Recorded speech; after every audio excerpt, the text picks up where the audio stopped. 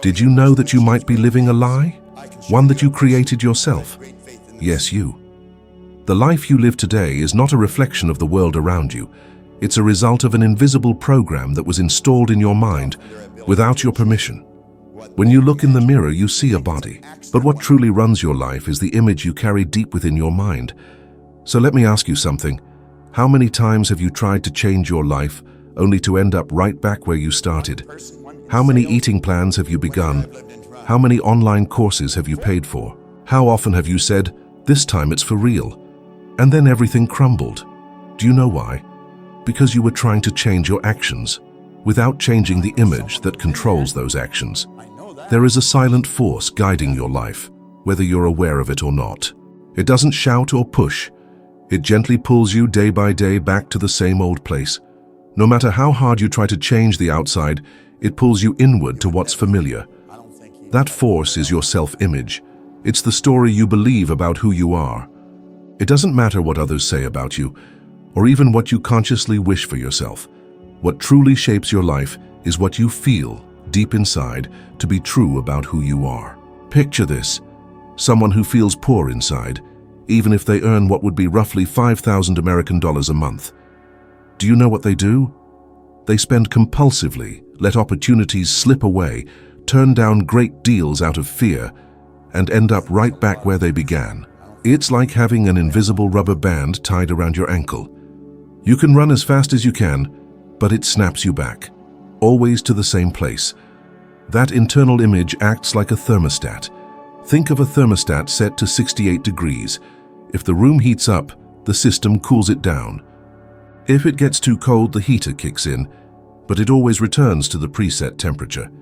Your mind works the same way. It scans for any change from what it's decided is normal and adjusts your course. If you start making more money than your inner image believes is acceptable, you sabotage yourself. If you receive more love than you think you deserve, you push people away.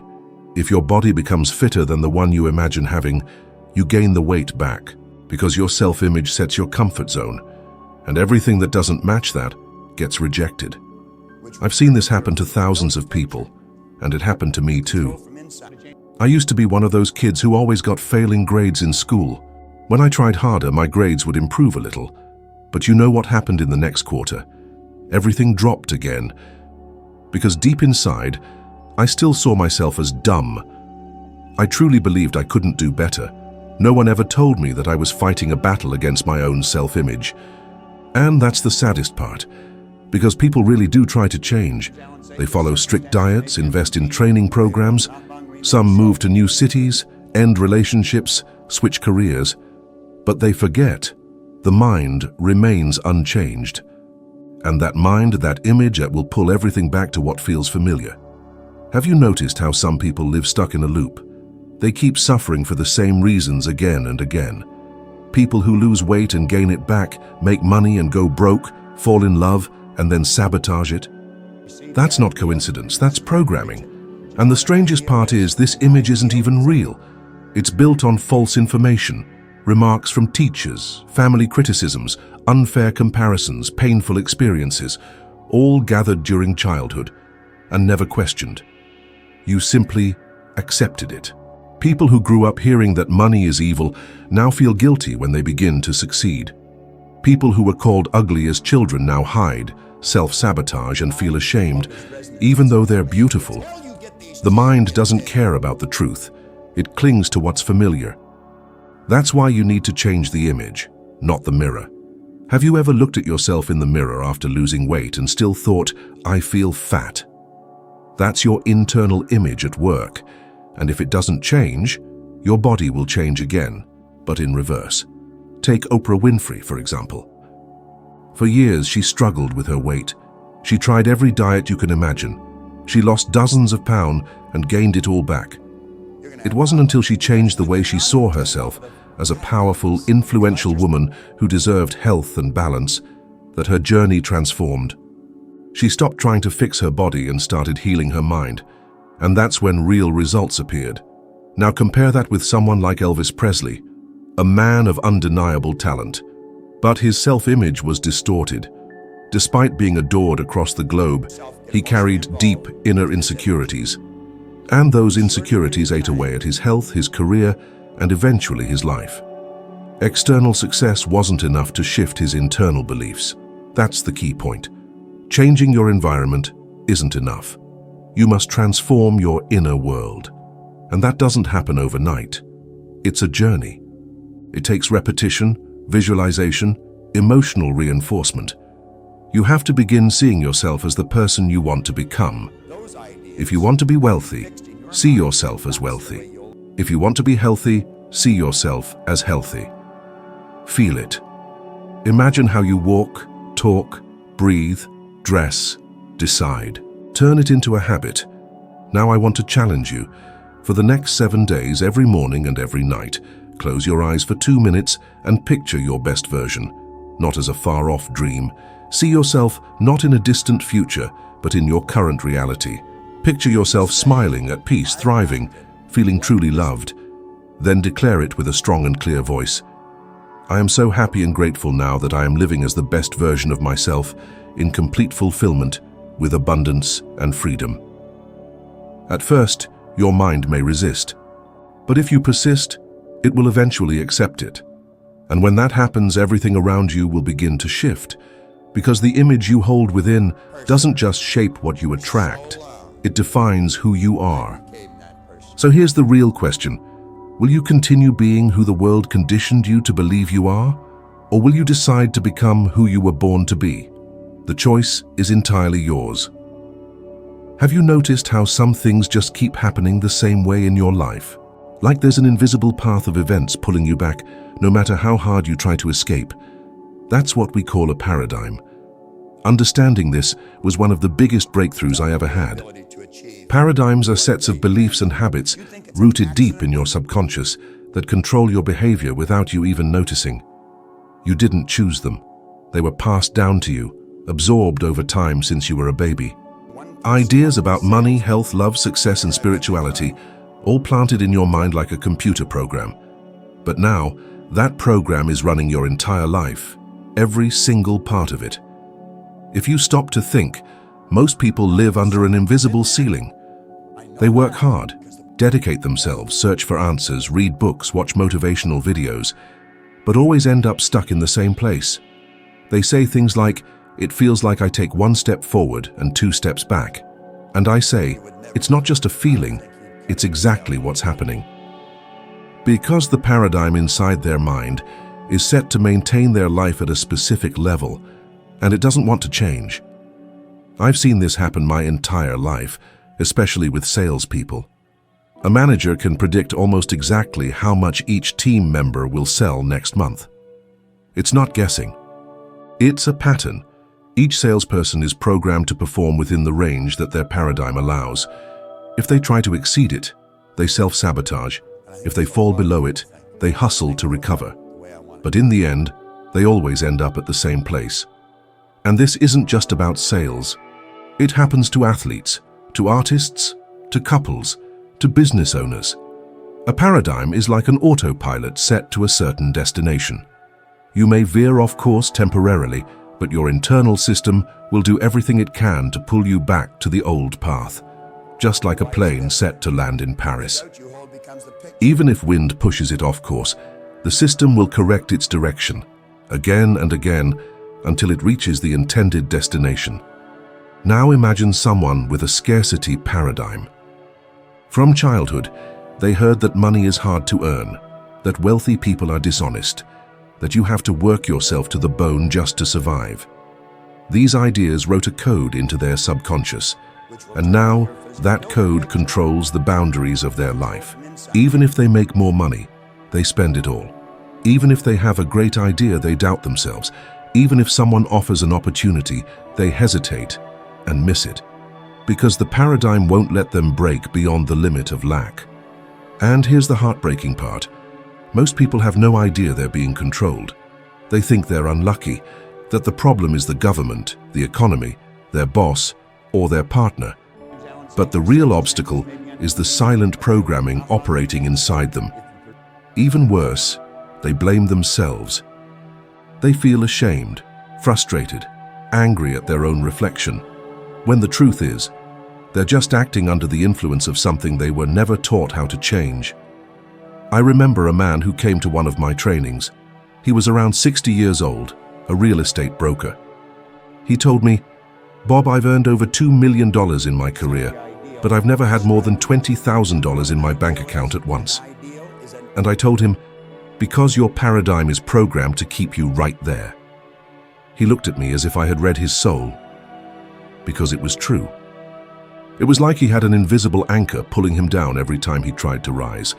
Now tell me, how many times have you come close to achieving something extraordinary and something went wrong? How many times has your life seemed to improve for a moment, only to spiral back into chaos? Do you really believe that's just coincidence? Science has already shown that over 90% of our thoughts today are the same as yesterday's, and 95% of our decisions are made automatically, driven by unconscious habits. That means you're living on repeat. You wake up the same, think the same, feel the same, react the same, and expect different results. That will never happen until you change the paradigm, and that change begins when you start to question what you believe about yourself and about life. When you look at your beliefs and ask, "Who taught me this? Does this idea still serve me? Is it freeing me or limiting me?" For example, if you believe you don't deserve to be happy in love because you saw your parents suffer, that belief is steering your life. If you think the only path to prosperity is through struggle, guess what you'll attract? More struggle. You've got to get to the root of what was planted inside you. Only then can you plant something new. And changing a paradigm takes repetition, emotion, and commitment. Watching an inspiring video isn't enough. Writing notes on paper isn't enough either. If you truly want to reshape the way you think, deeply at the core of who you are, you must start living differently every single day. That means feeding your mind with empowering truths, surrounding yourself with people who expand your thinking, and acting in alignment with the person you desire to become. Is that easy? Not at all. But do you know what's even harder? Spending your entire life stuck in cycles of worry, discouragement, and regret. That's the real burden. You might be thinking right now, "But I don't even know where to begin." Then begin here. Grab a piece of paper and write this at the top. What beliefs do I hold about myself, about money, about love, about success? And then just write, freely. Don't filter, don't edit, pour it out. When you're done, read it out loud. Ask yourself, is this really the truth, or is this just my old programming talking? You're not a failure, you're not broken, you're not some insignificant mistake. You've simply been seeing the world through a dusty lens that doesn't reflect who you really are. And the good news? That lens can be changed, if you choose to. Because shifting your mindset isn't accidental. It's a conscious decision, it's commitment, it's courage, and it's yours alone to make. Fear is a master of disguise. It shows up dressed as logic. It whispers in the tone of reason. It sounds like caution and responsibility, but in truth it's your outdated identity trying to keep you exactly where you are. Most people don't fail because they aren't talented or smart enough. They fail because fear starts making their decisions. Think back. How many times have you felt a deep pull towards something new, something exciting, something that lit a fire inside you, and then stopped because of thoughts like, what if I fail? What if they laugh at me? What if I lose everything? That inner voice of what if, that's not wisdom. That's fear. And what makes it so dangerous is how familiar it feels.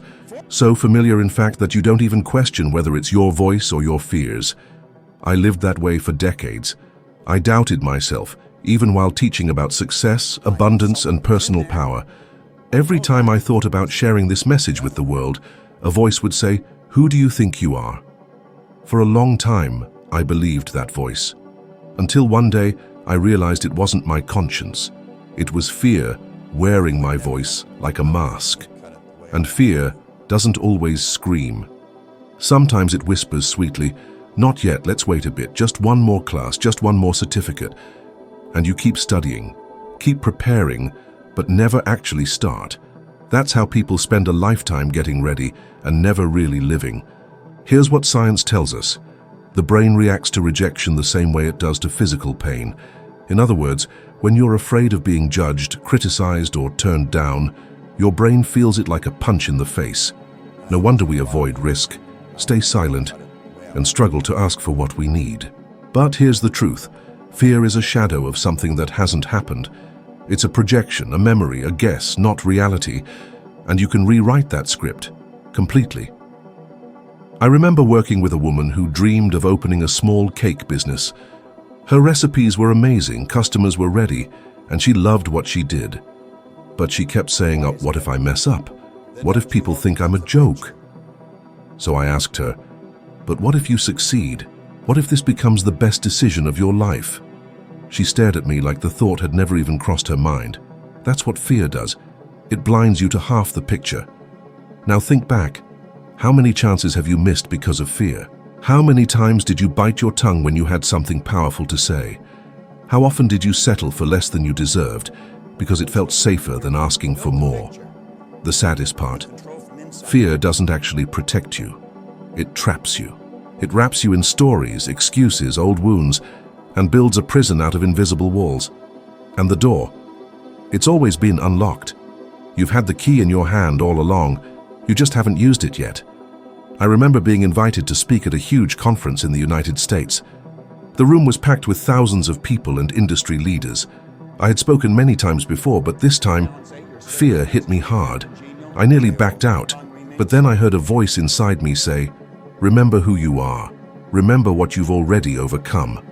So I walked on stage, heart pounding, and I gave it everything I had. When I finished, the applause shook the room. That night, I didn't just learn that I could deliver a great speech.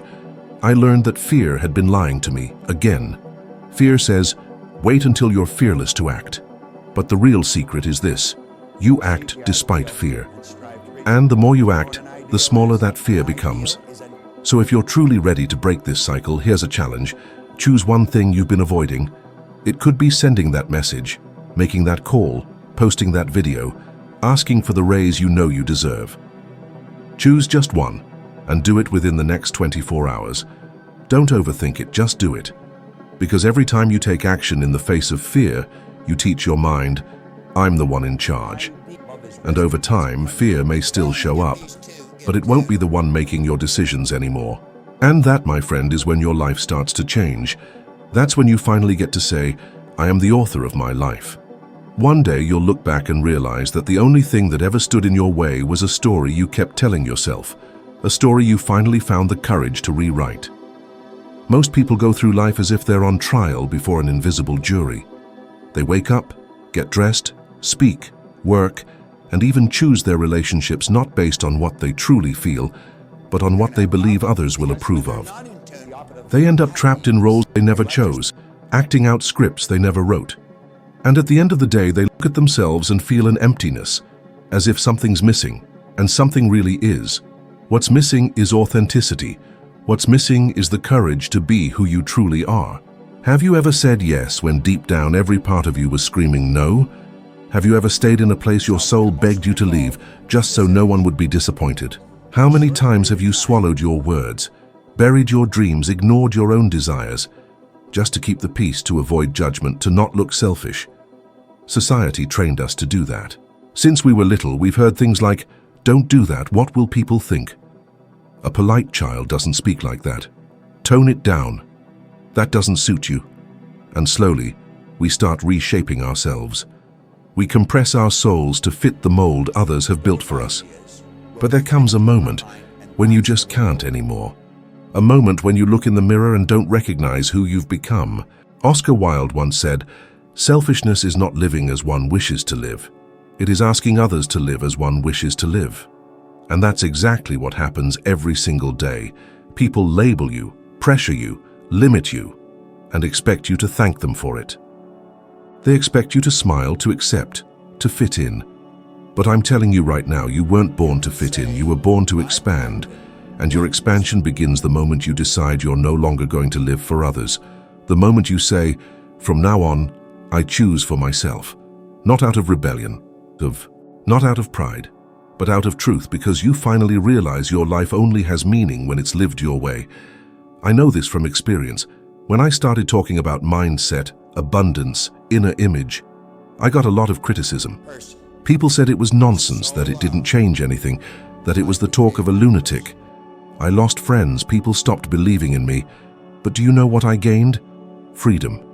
And freedom, my friend, is the highest price you'll ever pay, and the most precious prize you'll ever win.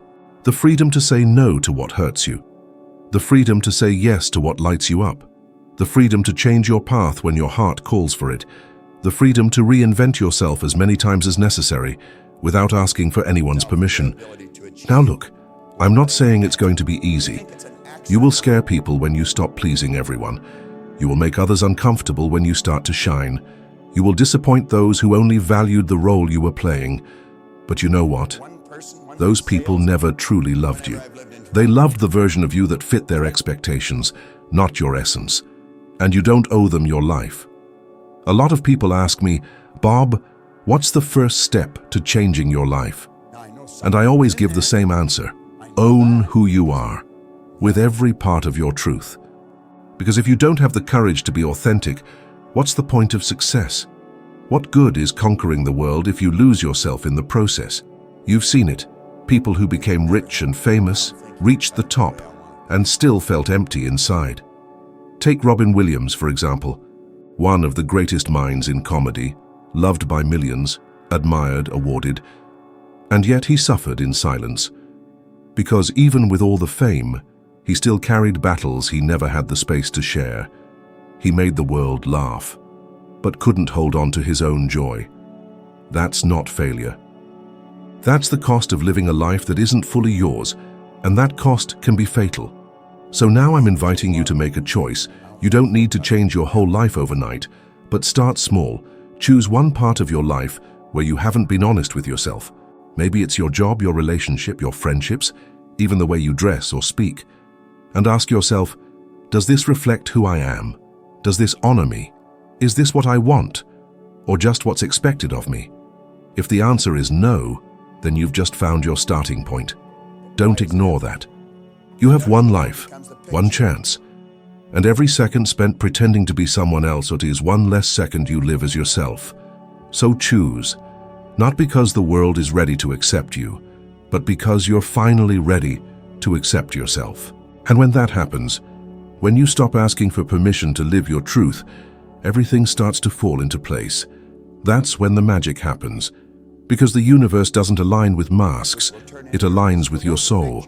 And yours has been waiting a long time to be heard. Your external reality will never outgrow the image you carry within. As long as you don't shift what you believe about yourself, about what you deserve, about what's possible, your life will keep spinning in circles. It doesn't matter how hard you try, how much you study, or how much effort you put in. If your mind is still wired to keep you stuck, it will always win.